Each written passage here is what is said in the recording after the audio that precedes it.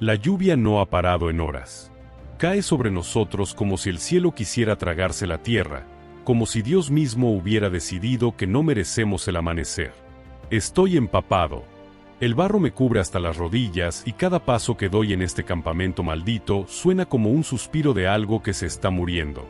Es la noche del 24 de octubre de 1415 y todo huele a miedo, a podredumbre y a moho. No recuerdo la última vez que comí sin temblar o dormí sin soñar con la muerte. El agua se cuela por la capa que apenas me cubre y los pies me duelen de tanto andar sin rumbo. Algunos dicen que mañana pelearemos. Otros, que mañana moriremos. Y yo no sé en cuál creer. Hay unos 60 hombres a mi alrededor, soldados, arqueros, sirvientes. Todos ingleses, todos sucios, todos exhaustos. El suelo es un pantano improvisado. Las tiendas no aguantan el peso del agua y las fogatas apenas logran mantener un poco de calor. Veo a uno de los nuestros toser sangre, recostado contra un saco podrido. Creo que se llama Thomas. O tal vez será James. A estas alturas, los nombres ya no importan mucho. Si uno muere, al día siguiente lo enterramos en silencio, con la pala prestada y el corazón callado. No hay tiempo para llorar. No hay lágrimas suficientes. Ayer enterramos a un muchacho que apenas tenía barba. Tenía un trozo de pan escondido en el calcetín. Lo partimos entre 4 y ni siquiera supo a pan. Los caballos no dejan de relinchar. Están nerviosos. Lo huelen. Huelen la batalla. Yo también. El aire está cargado de algo espeso, casi eléctrico. Como cuando uno ve una tormenta formarse desde el horizonte y sabe que va a romper algo. He visto a algunos rezar. Otros simplemente se quedan mirando la nada, como si ya estuvieran muertos por dentro. Yo intento recordar la cara de mi madre, el olor del pan caliente en el mercado de Londres, la voz de mi hermana cuando cantaba por las mañanas. Pero todo eso está muy lejos. Aquí solo hay agua, oscuridad y un silencio que pesa más que la armadura. Henry, nuestro rey, está acampado más allá, en una tienda grande, rodeado de sus hombres más fieles.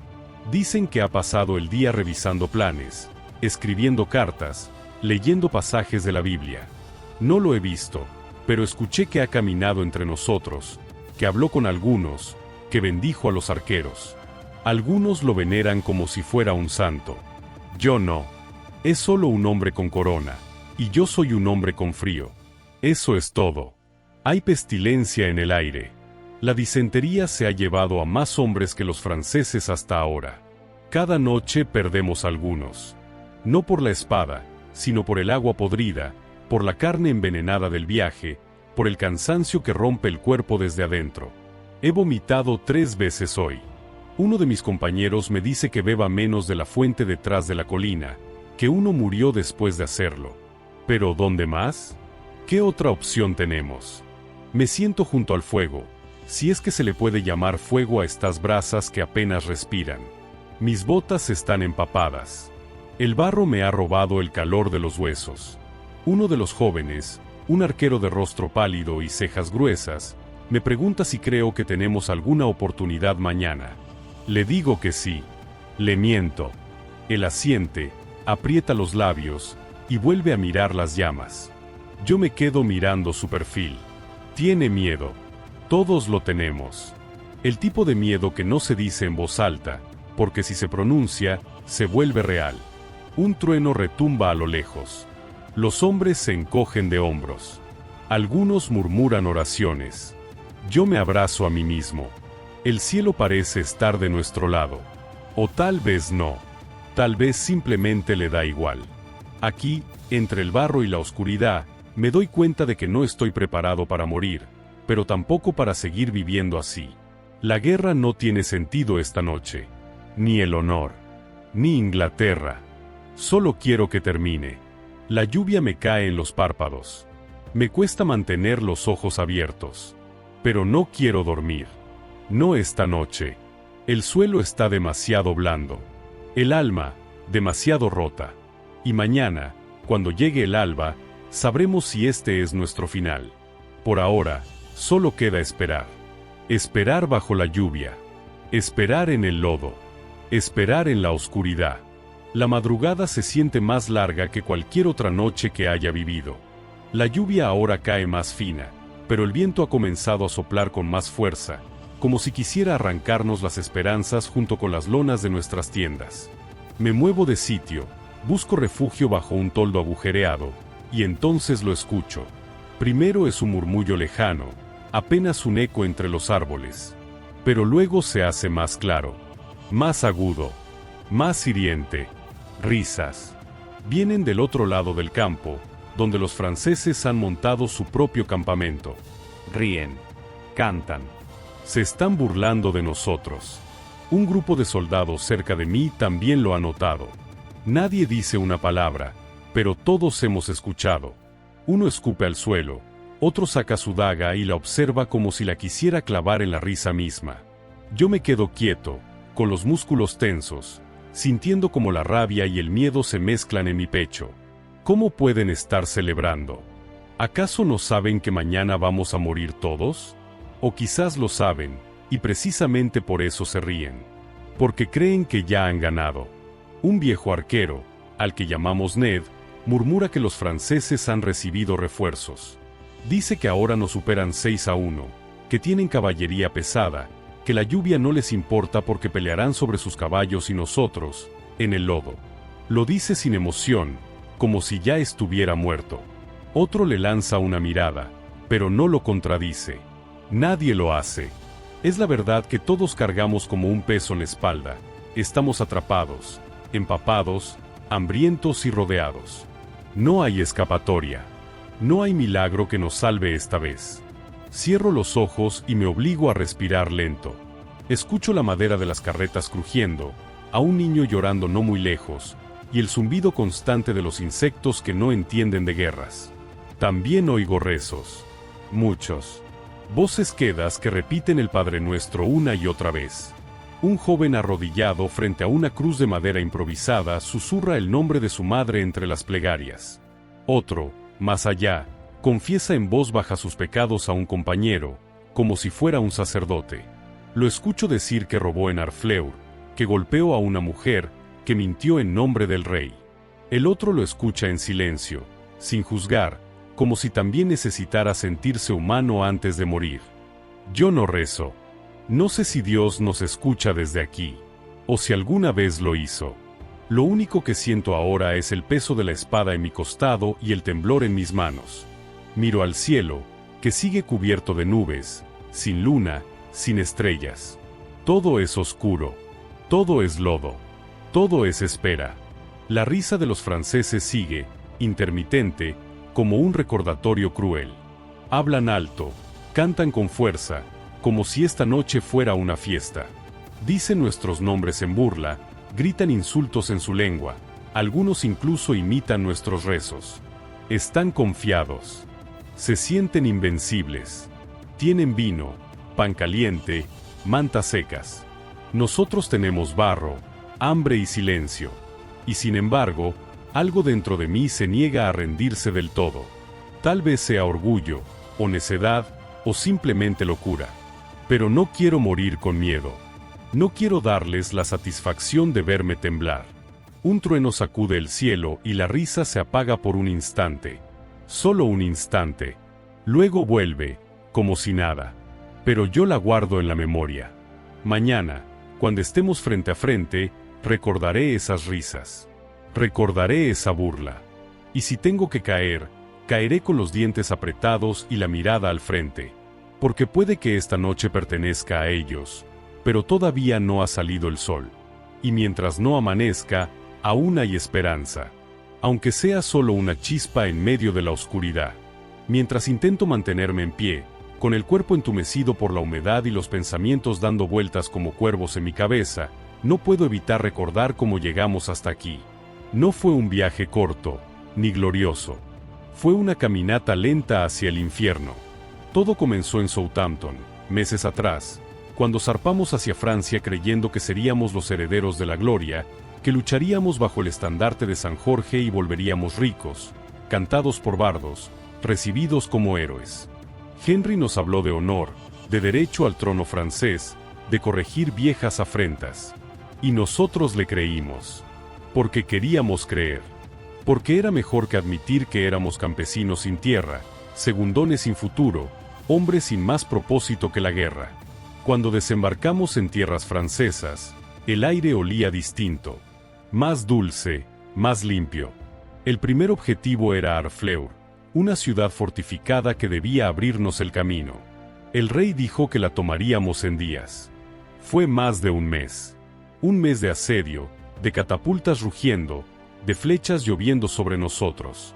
Un mes de pestilencia, disentería y calor sofocante.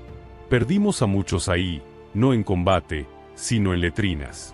El hedor del campamento era insoportable. A veces el viento lo llevaba hasta las murallas y escuchábamos como los defensores franceses se reían de nosotros, gritándonos que moriríamos sin haber puesto un pie dentro de la ciudad. Finalmente, Harfleur cayó, pero ya estábamos diezmados. Muchos enfermos, muchos heridos, muchos muertos. El rey, en lugar de volver a casa con lo que quedaba del ejército, decidió que marcharíamos hacia Calais. Para demostrar que aún somos dueños de estas tierras, dijo. Y así comenzó nuestra marcha. 112 millas de barro, lluvia, caminos rotos, pueblos vacíos. Dormimos bajo los árboles, cruzamos ríos con el agua hasta el pecho, pasamos hambre, frío, miedo. El enemigo no se mostraba, pero sabíamos que nos observaban. Los exploradores veían humo en la distancia, huellas recientes, ganado movido a toda prisa. Los franceses se preparaban. Nosotros solo resistíamos. Muchos desertaron en el camino. Otros simplemente cayeron al suelo y ya no pudieron levantarse. Recuerdo a un sargento, Hook, que era fuerte como un toro. Un día, simplemente se sentó junto a una piedra y dijo que no podía más. Lo dejamos ahí. Nadie discutió. No había fuerzas ni para convencer ni para arrastrar. Y así seguimos, con el grupo cada vez más delgado, más silencioso, más desesperado. Cuando cruzamos el Somme, sabíamos que estábamos entrando en territorio hostil. Algunos pensaron que si lográbamos llegar a Calais, tendríamos refugio, comida, barcos de regreso. Pero los franceses ya se habían movido. Nos bloquearon el paso cerca de un lugar llamado Agincourt, una aldea que no figuraba en los mapas, perdida entre colinas y bosques. El rey ordenó montar campamento. Nos dijeron que esperaríamos el movimiento enemigo. Pero todos sabíamos que esta vez no seríamos nosotros los que daríamos el primer golpe. Estaban allí, justo al otro lado de la línea de árboles. He tenido muchas noches para pensar en todo esto. ¿En qué me trajo aquí realmente? No fue la promesa de riquezas, ni la fe en una causa. Fue el hambre. Fue el deseo de escapar de una vida que ya no ofrecía nada. En Inglaterra no era más que un jornalero sin tierras, un hombre con manos ásperas y espalda rota antes de los 30. Aquí, al menos, tengo una espada, un nombre en la lista, y tal vez una tumba sin anonimato. Pero ahora me pregunto si valió la pena. Si ese muchacho que firmó su nombre en Southampton seguiría adelante sabiendo que todo terminaría aquí, en un campo empapado, frente a un enemigo que ríe mientras nosotros rezamos por no morir de frío antes del amanecer. He visto hombres buenos pudrirse desde dentro. He visto caballos desplomarse sin motivo. He escuchado a compañeros suplicar por la muerte como si fuera un favor. La guerra no nos hace héroes. Nos deshace. Nos arranca las partes que alguna vez fueron humanas y las reemplaza con miedo, con odio, con vacío. Y sin embargo, aquí estamos, al borde de algo que ninguno de nosotros pidió, pero que ahora es inevitable. Pienso en los franceses al otro lado. Tal vez también tengan miedo. Tal vez también recuerdan a sus madres, a sus hijos, a la vida antes de todo esto. Tal vez sus risas no son burla, sino un intento desesperado de aferrarse a algo vivo antes de que el barro los trague igual que a nosotros. No sé si veré otro amanecer, pero sé cómo llegamos hasta aquí. No fue por gloria, fue por necesidad, por obediencia, por desesperación. Y si mañana debo caer, que sea sabiendo que cada paso que di, cada gota de sudor, cada grito tragado por la niebla, fueron reales. Porque este infierno no lo soñamos. Lo caminamos. Lo vivimos. Y mañana, lo enfrentaremos. No tuvimos que esperar mucho más. Al amanecer, cuando el cielo apenas empezaba a aclarar con un gris sucio que no prometía sol ni consuelo, llegó la noticia. Los franceses habían bloqueado el paso. No estábamos frente a una escaramuza ni ante un grupo de exploradores rezagados. Era todo su ejército. Caballería, infantería, arqueros, nobles, escuderos. Todos formados, esperando. Nos habían encerrado. La aldea de Agincourt quedaba a nuestras espaldas y frente a nosotros se alzaba una línea imponente de lanzas y estandartes. Lo que habíamos temido desde Harfleur finalmente se manifestaba con brutal claridad. Era una trampa. La trampa final. El rey Henry reunió a los comandantes, dio instrucciones, habló con voz firme. Dijo que no retrocederíamos, que pelearíamos con la bendición de Dios y que Inglaterra recordaría nuestros nombres. Algunos aplaudieron, otros callaron. Yo solo miré hacia el bosque, buscando una salida invisible, alguna ruta secreta, un error en la estrategia enemiga. No había tal cosa. Solo árboles densos, fango y la certeza de que no íbamos a ningún otro lugar. Ese campo de barro sería nuestro único destino. Los escuderos corrieron de un lado a otro. Se revisaban las cuerdas de los arcos, se repartían las últimas flechas. Los caballos que nos quedaban resoplaban nerviosos. Nadie hablaba mucho. El silencio era espeso. Algunos limpiaban sus armas con trapos mojados, como si el brillo pudiera cambiar el curso del día. Otros se arrodillaban en la tierra, no para rezar, sino porque las piernas ya no lo sostenían. Yo me senté sobre una piedra húmeda y miré mis manos. Estaban sucias, ásperas, llenas de cortes viejos y nuevos. Pensé en cómo terminarían. Si aún estarían unidas a mis brazos cuando todo esto acabara. Desde donde estaba podía ver a los franceses. Sus armaduras relucían, incluso bajo la tenue luz del amanecer. Parecían infinitos. Sus filas se extendían más allá del bosque. Muchos ondeaban banderas con escudos dorados, leones, flores de lis. Algunos llevaban capas de terciopelo sobre el acero, con cruces bordadas. Parecían venir de otro mundo, uno más limpio, más seguro, más orgulloso. Y aún así, algo en su formación me pareció arrogante, como si ya se vieran celebrando antes de que siquiera hubiéramos levantado las armas. El rey caminó entre nosotros, sin corona, sin capa, solo con su armadura y el rostro cubierto de barro y determinación. Nos habló directamente, sin alzar la voz. Dijo que la tierra que pisábamos era nuestra, y que pelearíamos por ella como hermanos. Nadie respondió, pero en nuestros ojos brillaba una llama apagada demasiado tiempo. No era coraje, era necesidad. La de no caer sin hacer ruido. Vi a uno de los capitanes dibujar la disposición del terreno con un palo sobre el lodo. 2 franjas de bosque estrechaban el campo. Apenas había espacio para una carga masiva. Las lluvias habían convertido el terreno en una trampa para los caballos. Eso jugaba a nuestro favor. Si los franceses venían con todo su peso, se hundirían antes de llegar a nosotros. Pero también significaba que no teníamos a dónde correr. Era pelear o hundirse. Nada más. Cuando me levanté para formar junto a los míos, sentí el barro succionar mis botas como si la tierra misma intentara aferrarme. Al mirar alrededor, supe que todos lo sentían igual.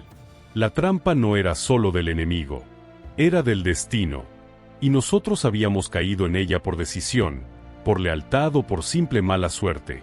La línea francesa no se movía. Nosotros tampoco. La mañana avanzaba lentamente, arrastrándose como si supiera lo que venía. Alguien gritó una orden. Los tambores comenzaron a sonar.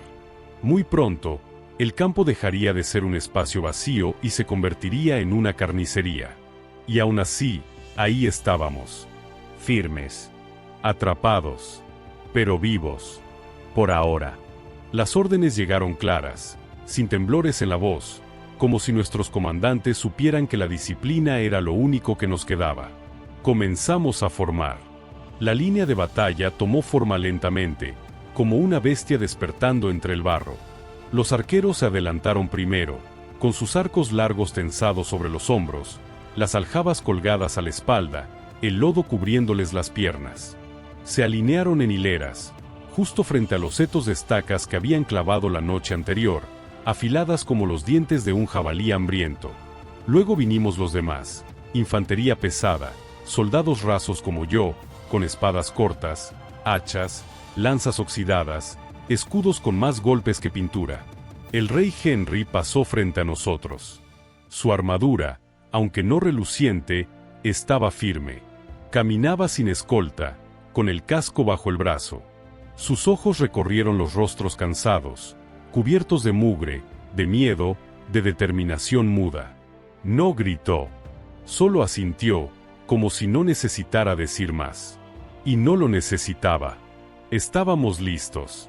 O tan listos como podíamos estar. El campo frente a nosotros era una ciénaga abierta. El terreno, pisoteado por días de lluvia, se hundía bajo cada paso. Los árboles a ambos lados nos encerraban como los muros de una tumba. No había espacio para flanquear, ni para escapar. Solo quedaba resistir. Los franceses, al fondo, eran una pared de metal y seda. Sus lanzas apuntaban al cielo como si quisieran perforar las nubes. La diferencia era grotesca. Ellos eran cientos de nobles montados, con espadas finas, estandartes de linaje. Nosotros, campesinos, herreros, leñadores con corazas prestadas. Y sin embargo, ahí estábamos, frente a frente. El destino pendía de una cuerda mojada. Los arqueros plantaron sus estacas en ángulo, apuntando hacia el enemigo. Henry había ordenado esta formación 1000 veces antes, y sabíamos que si algo nos podía salvar, eran esas flechas. 100.000 disparos en el momento exacto.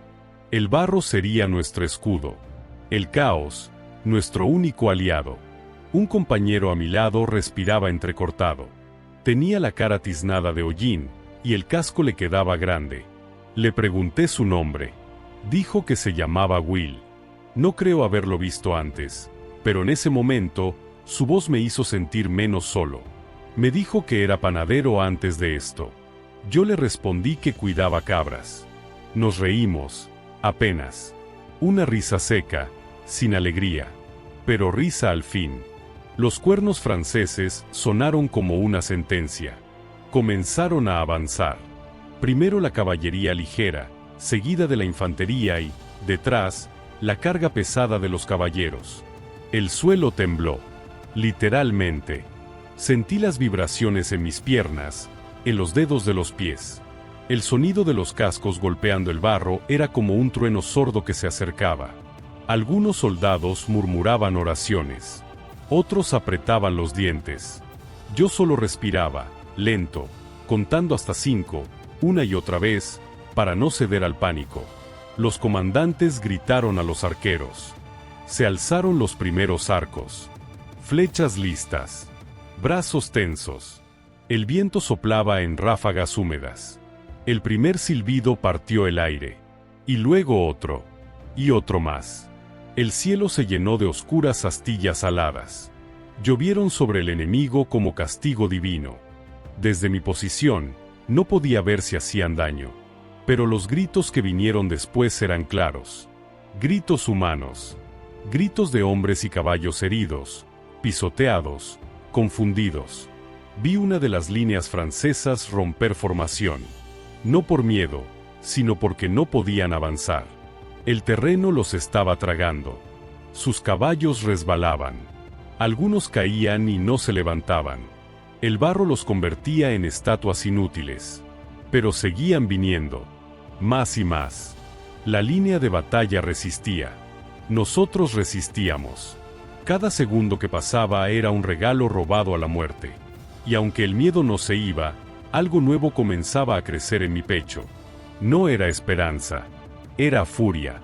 Era la certeza de que, aunque el mundo entero quisiera borrarnos del mapa, hoy lucharíamos hasta el último aliento. Juntos. Firmes. En el barro. En la historia. Y entonces, el infierno se abrió. No hubo anuncio glorioso, ni señales divinas. Solo el caos. Las primeras oleadas de caballeros franceses chocaron contra nuestras defensas como una tormenta sin control.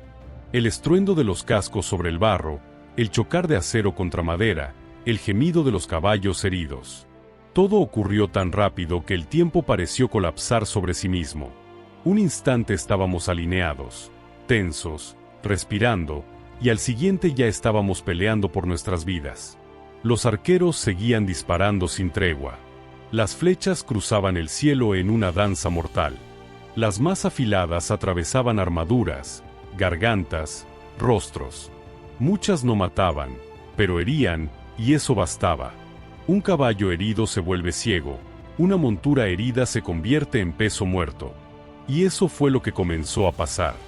El campo se volvió un lodazal de patas fracturadas, de jinetes atrapados bajo sus propios animales, de gritos desgarrados que no sabían si venían de boca humana o de garganta animal.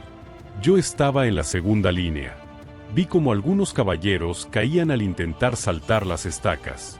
Se empalaban en ellas. Otros caían al suelo y eran aplastados por los suyos. No había coordinación. Era tanta la arrogancia con la que cargaron que el barro se convirtió en su peor enemigo. El terreno, en lugar de ceder, se tragaba sus avances. Y nosotros, con nuestras armas más simples, con nuestras manos sucias, comenzamos a golpear. No por técnica, no por táctica, por pura rabia, por puro instinto. Una lanza pasó rozándome la oreja. Me lancé contra un francés que intentaba levantarse. Tenía un casco dorado y el emblema de una flor en el pecho. Cuando me vio, alzó la espada, pero resbaló antes de poder usarla. Le enterré el cuchillo en el cuello, justo donde la armadura no cubría. La sangre caliente me salpicó la cara.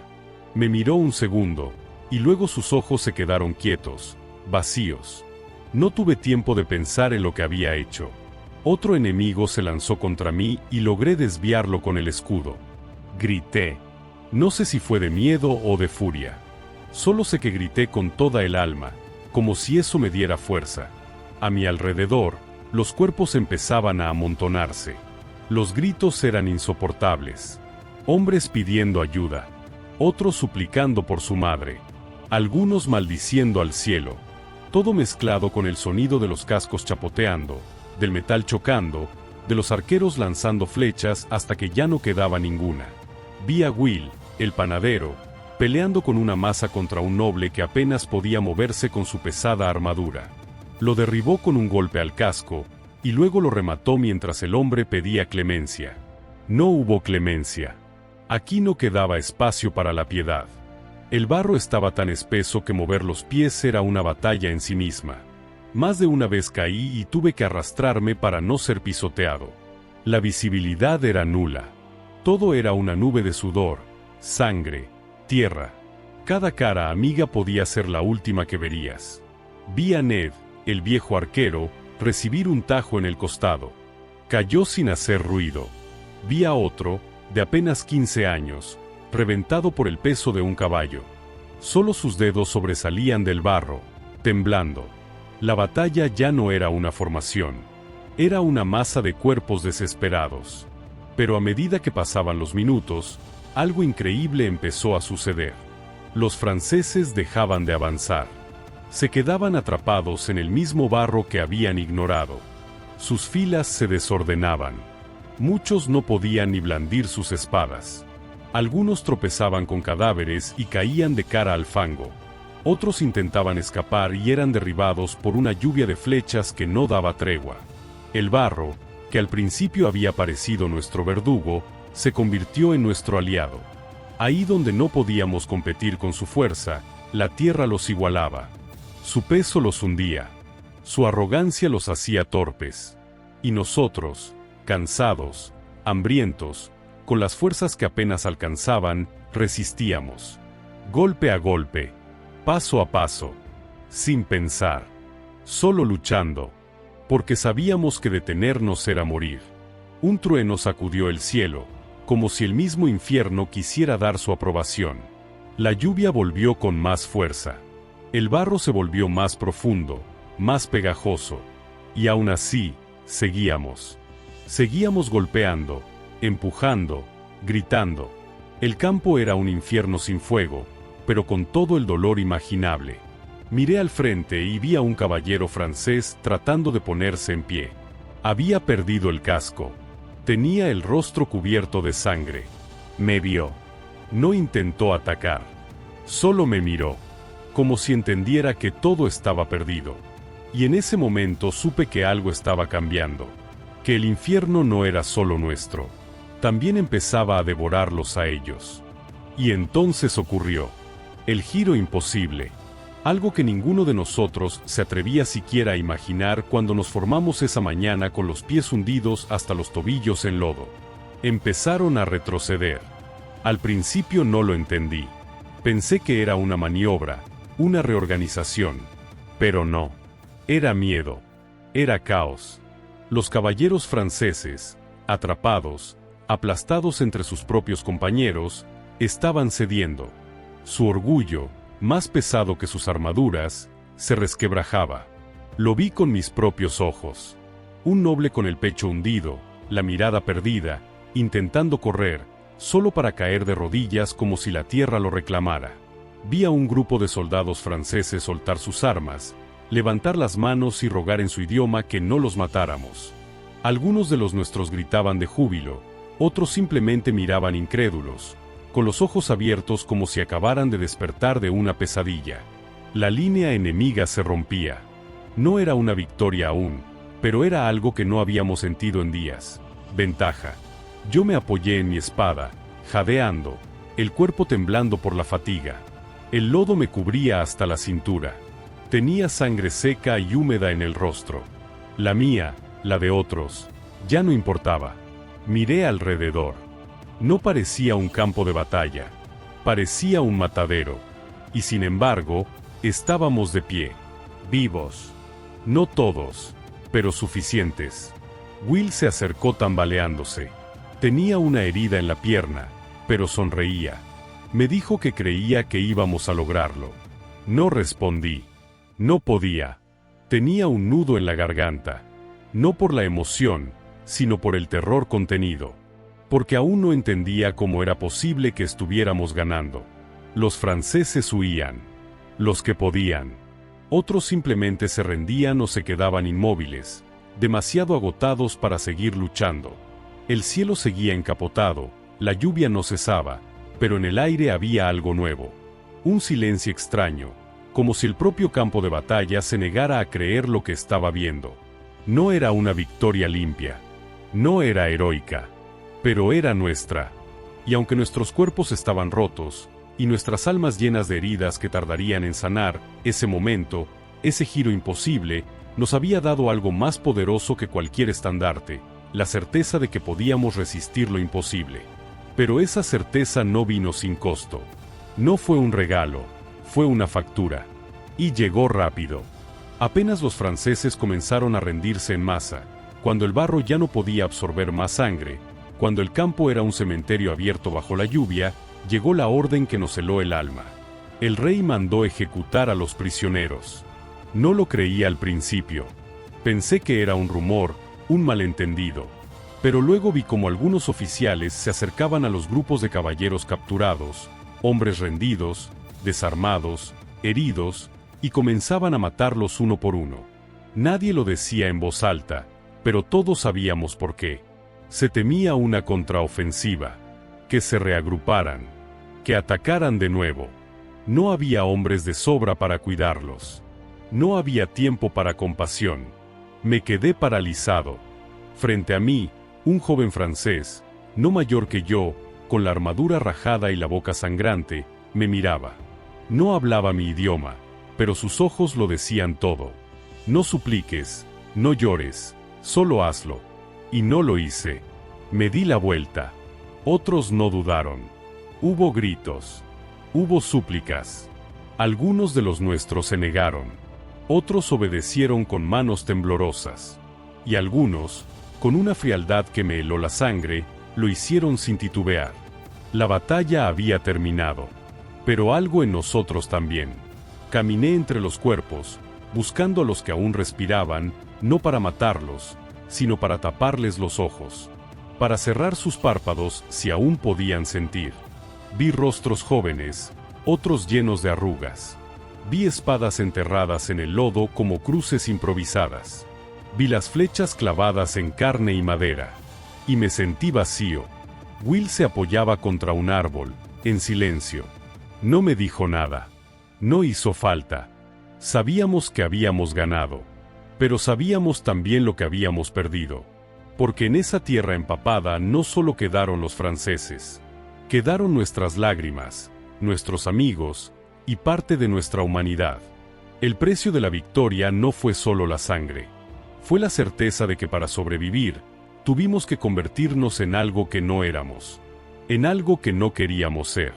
Y mientras el rey alzaba su espada hacia el cielo, y los heraldos gritaban la victoria, yo solo quería volver a casa. Aunque ya no supiera dónde quedaba eso. El regreso fue lento. No había cantos. No hubo desfiles. Solo pasos arrastrados, heridas abiertas y miradas que evitaban encontrarse. Cruzamos los mismos caminos llenos de barro, las mismas aldeas vacías, los mismos árboles testigos del hambre y la desesperación. Pero algo había cambiado. Éramos menos. Mucho menos. Y los que quedábamos ya no éramos los mismos hombres que partieron de Harfleur. Habíamos dejado demasiado en Agincourt. No solo a nuestros compañeros, sino a nosotros mismos. Los cadáveres quedaron atrás. Cubiertos a medias, enterrados donde se pudo, tragados por el lodo donde no hubo tiempo. Las armaduras que antes brillaban ahora estaban abolladas, cubiertas de sangre seca y barro. El peso del acero era el mismo, pero ya no parecía protegernos de nada.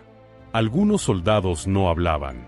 Caminaban como sombras, con la mirada fija en el suelo. Otros contaban las mismas historias una y otra vez, como si repitiéndolas pudieran entender qué fue lo que pasó realmente. Will no volvió. Lo perdí de vista en el campo, y nunca más lo vi. A veces lo busqué entre los cuerpos, otras veces en mis recuerdos, intentando fijar su cara, su voz, su risa nerviosa. Pero el rostro se me escapa, como si el barro también se lo hubiera llevado. Cuando por fin llegamos a Calais, los que nos vieron llegar no lo creyeron. Muchos esperaban noticias de derrota, de desastre. En cambio, vieron a un grupo de hombres en ruinas que había vencido al orgullo de Francia. Algunos sonrieron, otros lloraron, pero nosotros no celebramos. Solo queríamos descansar, comer pan caliente sin tener que defenderlo, dormir sin soñar con gritos, ver un rostro familiar, sentir algo que no fuera dolor o culpa. Yo pensé que al volver a Inglaterra me sentiría diferente, que sería recibido como un héroe. Pero cuando crucé la puerta de mi aldea, nadie me reconoció al principio. Mi madre me miró con miedo. Había envejecido 10 años en 5 meses. Me abrazó como si tocara a un fantasma. No preguntó. No hizo falta. Lo vio en mis ojos. Que regresé, sí, pero no entero.